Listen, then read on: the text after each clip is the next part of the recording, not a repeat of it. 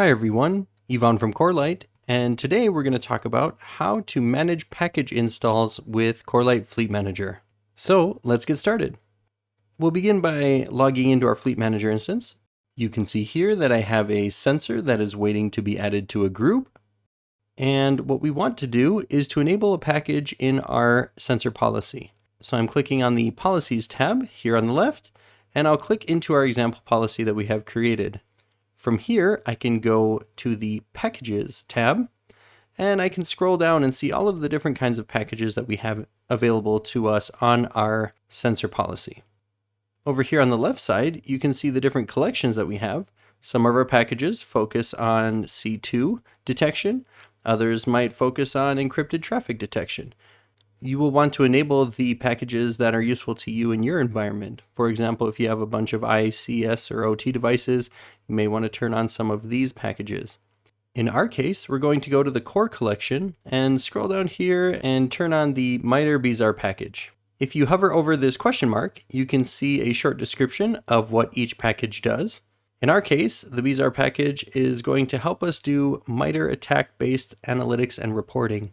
What that means is that we will analyze some internal network protocols that attackers often use to move through a system laterally. So I've learned about this package and I've decided that I want it in my sensor policy.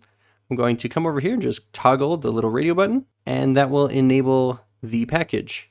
Some of our packages don't require additional configuration. In this case, there are still a couple of settings that we will need to configure. So I'm going to click on the little gear icon here, and you'll find all of the different settings that you can adjust. At the top, we can choose if we want to enable or disable SMB admin share file extraction. Again, we can hover over this question mark to see what that means. This is a feature I want to keep. We also want to ignore activity from any loopback addresses, as you can see here. So we're going to skip that. And here we can set some thresholds on discovery notification. What this means is that we won't get an alert every single time this behavior is observed. Instead, we'll get them at these sort of increasing rates. So if we see this behavior 5 times, it'll trigger an alert. And if we see it 100, we won't get 100 alerts. We can do the same thing down here for the lateral movement notifications.